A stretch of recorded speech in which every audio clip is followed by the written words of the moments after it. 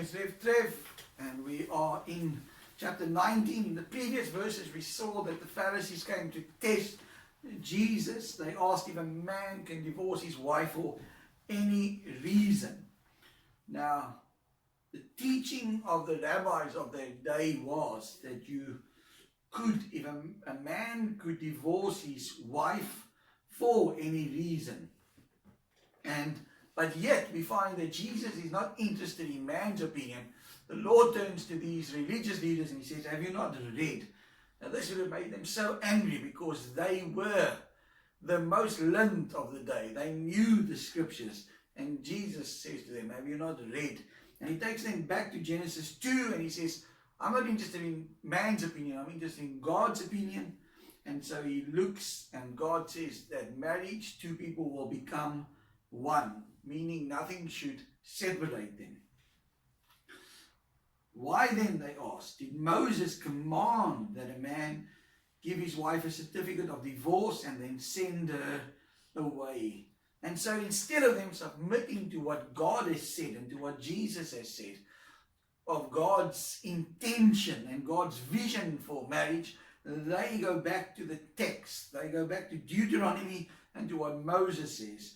And Deuteronomy 24 verse 1 says, if a man marries a woman who becomes displeasing to him because he finds something indecent about her, and he writes a certificate of divorce, gives it to her and sends her from his house.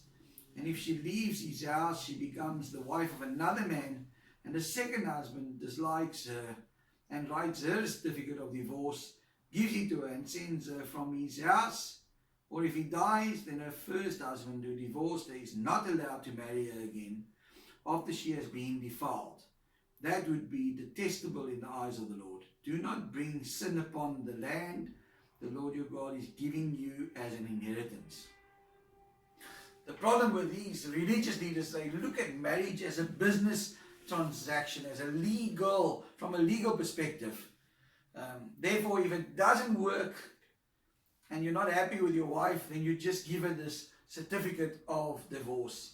It's almost like the times we're living in, because people don't always see marriage for what God intended to be. To them also, it's just a legal document. You sign, if you're not happy, you sign another document. And so we find here that the Pharisees make it clear to Jesus. They say, Moses commanded that we give a certificate of divorce. And so what they're really saying to Jesus is, are you saying that Moses went against the will of God? Are you saying that the Mosaic law is contrary to the law of God? Jesus replied, Moses permitted you to divorce your wives because your hearts were hard. But it was not the way from the beginning.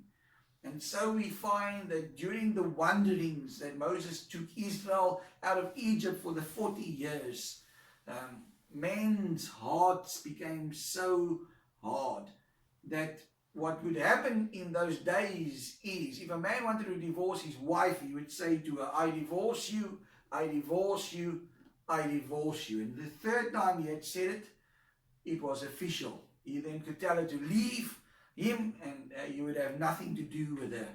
And so to protect the woman, Moses brought in the certificate of divorce to show that she was an unwilling participant and that she played no role in this divorce. It was also done so that if a man had a moment of anger, he might subside and then have to go and write a certificate of divorce.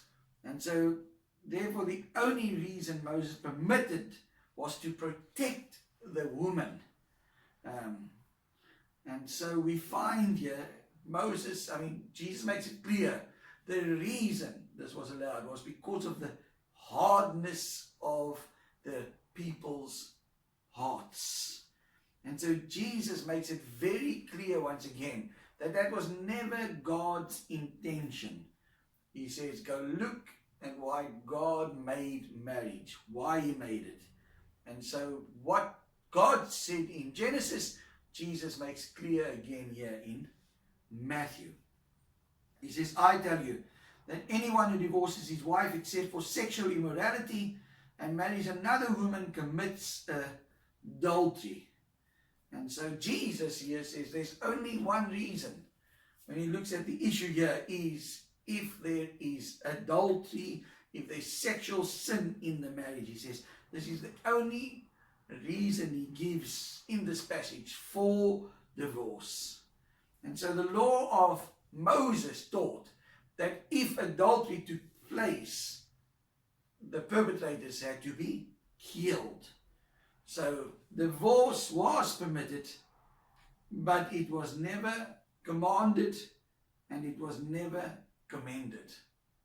And so that's the important thing that we learn from this passage.